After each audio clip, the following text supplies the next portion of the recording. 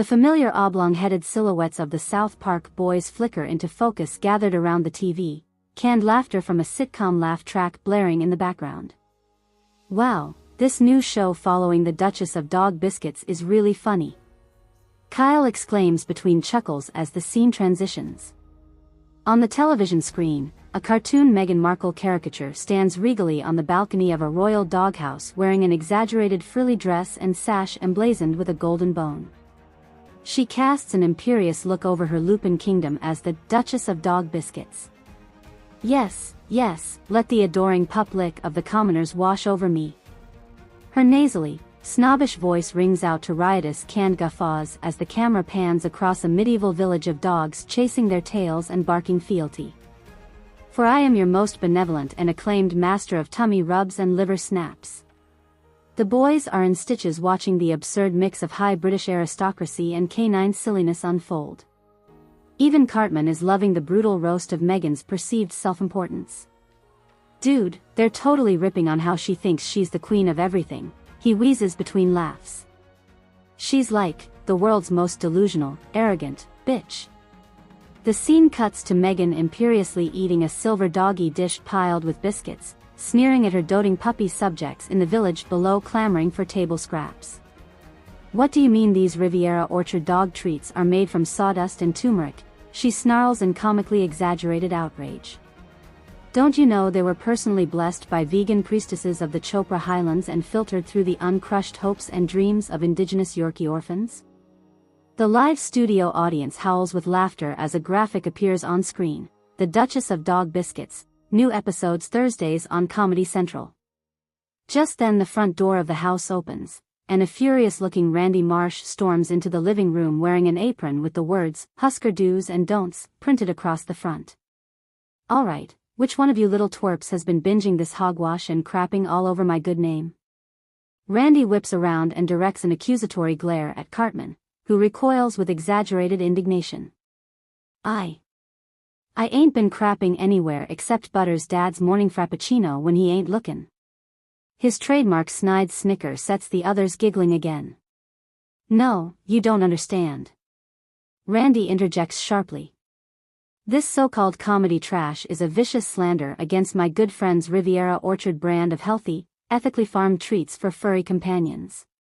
As if on cue, the television cuts to a scene where Meghan in Duchess garb sneers while leading an aggressive protest march comprised of growling Rottweilers and Dobermans carrying signs like "Down with Big Biscuit" and "Riviera Orchards are rotten treats." How dare this rapacious corporation flood the market with inferior flower sweepings while deceitfully peddling their wares as wholesome, organic noshes fit for even the most pampered papillion, she announces to the lupin horde, inciting a chorus of angry howls and barks. That's right, my furry friends. We shall boycott these sweatshop byproducts and force their soulless peddlers into submission with our vocal discontent.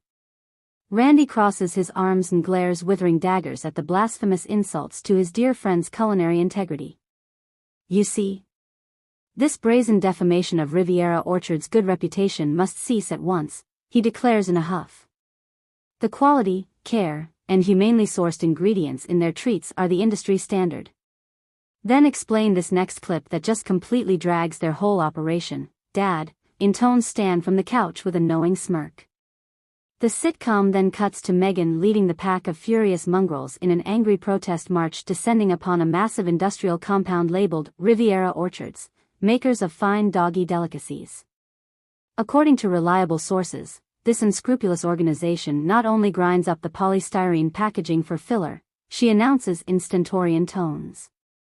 They've gone so far as to employ child laborers who harvest acorns and pine nuts to offset supply chain issues.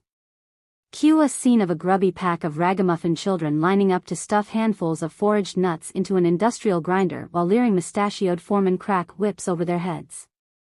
Randy's eyes bulge with scandalized outrage at the searing mockery laid upon his pal's esteemed family business. But just when it seems his blood pressure might send him into coronary arrest, the scene cuts to the infamous Gingers, the ginger separatist movement, seen lurking about outside the Riviera Orchard gates. Those malnourished waifs be garnishin' our soul harvest, bellows their frothing leader in the unmistakable brogue of the Ulster County redhead radicals. The only biscuits fit for Massa Dog's gullet is ginger butthole sun-dried and glazed in the fires of our eternal fury. Cue another roar of laughter, and Randy simply flings up his hands and stalks out of the room in seething disgust. Later in the episode, Butters is seen leading a solemn protest vigil honoring the victims of animal cruelty, or so it first appears. He clutches a collection tin featuring photos of mournful-looking pugs and St. Bernards, droning on in righteous indignation. Come one, come all. Let us band together in defiant solidarity against the dog biscuit barons raping the natural world and lining their coffers with the blood money of animal exploitation. Suddenly, the camera pans out to reveal the vigil taking place outside a newly opened puppy cafe, where affluent patrons line up to dine surrounded by cages of puppies scampering about for their amusement. That's right, good townsfolk. These depraved cafes force their helpless four-legged indentured laborers to perform cutesy tricks for hourly minimum scritches. Butters continues with escalating melodrama. All while the corpulent capitalist gluttonists within dine on biscuits fashioned from the very flesh of their own puppy companions. One of the puppy cafe servers then approaches cradling a plate of what appear to be gray, misshapen lumps. Puppy plate, sir, the server drones in monotone. Fresh dog meat nuggets flown in daily from Chinese suppliers.